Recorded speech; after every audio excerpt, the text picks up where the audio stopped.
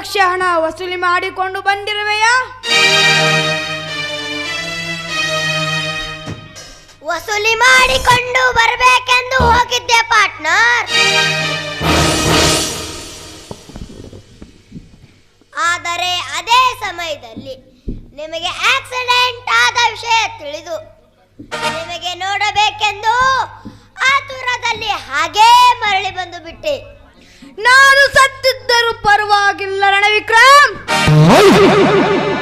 ನೀನು ಹಣ ವಸೂಲಿ ಮಾಡಿಕೊಂಡು ಬರಬೇಕಿತ್ತು. ಸಾಯುವಂತೆ ಮಾತನ್ನೇಕೆ ನಾಡುವೆ ಪಾರ್ಟ್ನರ್?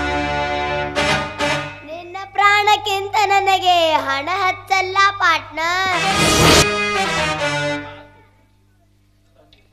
ತಂದೆ ತಾಯಿಯರ ಪ್ರೀತಿಯನ್ನು ಚಿಕ್ಕಂದಿಲೇ ಕಳೆದುಕೊಂಡ ದೀನತ ದೃಷ್ಟನಿಗೆ ತಂದೆ ತಾಯಿ ಎಲ್ಲ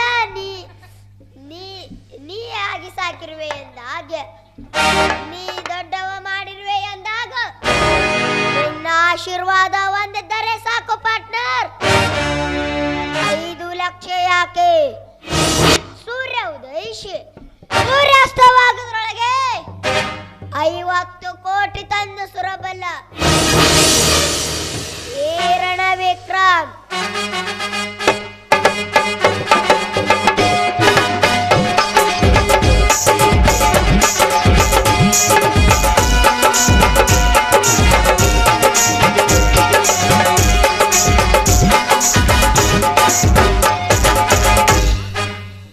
only 5 lakh रणविक्रम, only 5 lakh.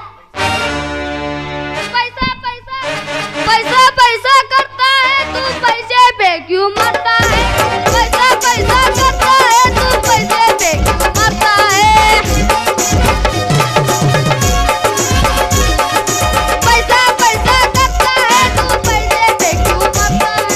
पैसा पैसा करता है तू, पैसे पे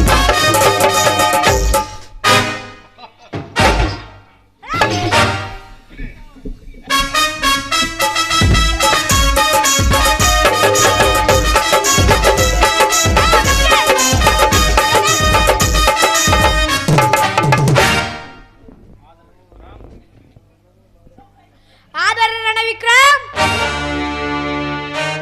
ಈ ಸಮಯದಲ್ಲಿ ಆ ಶಿವರುದ್ರನಿಂದ ನಮ್ಮ ಹಣ ನಾವು ವಾಪಸ್ ಪಡೆಯಲು ಸಾಧ್ಯವಿಲ್ಲ.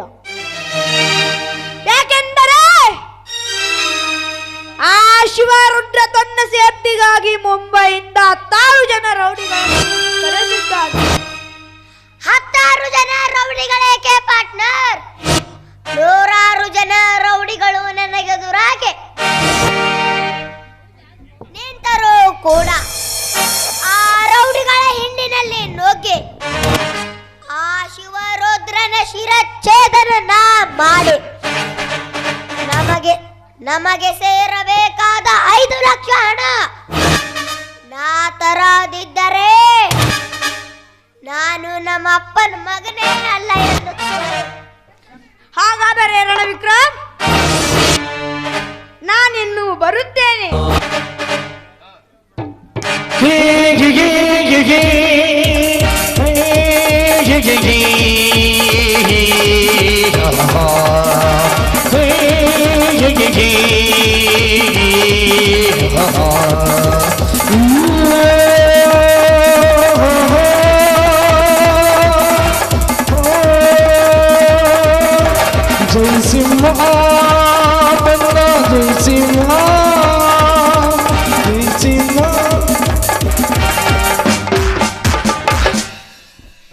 ಶಿವರುದ್ರ, ನಾಳೆ ನೀ ಆಚರಿಸುತ್ತಿರುವ ನಿನ್ನ ತಂಗಿ ಪ್ರಿಯಾಂಕಾಳ ಬರ್ತಡೆಗೆ ನಾನೊಬ್ಬ ಯಮನಾಗಿ ಬಂದು ನಿನ್ನ ತಂಗಿ ಪ್ರಿಯಾಂಕಾಳ ಬರ್ತಡೆ ಸಮಾರಂಭವನ್ನು ಸ್ಮಶಾನ್ ಮಾಡಿ ಅಂದು ನೀ ನನಗೆ ಸಾರಿದ ಬಟ್ಟಂಗಿ ಚಾಲೆಂಜ್ ಮುರಿದು ಮತ್ತೆ ನಾ ನಿಮ್ಮಂತ ಶ್ರೀಮಂತರಿಗೆ ರೌಡಿಯಾಗಿ ಬಾಳದಿದ್ದರೆ ನನ್ನ ಹೆಸರು ಕೆಂಡದೊಂಡೆ ಉಗ್ರನರ ಭಕ್ಷ ರಣವಿಕ್ರಮನೇ ಹೋಯ್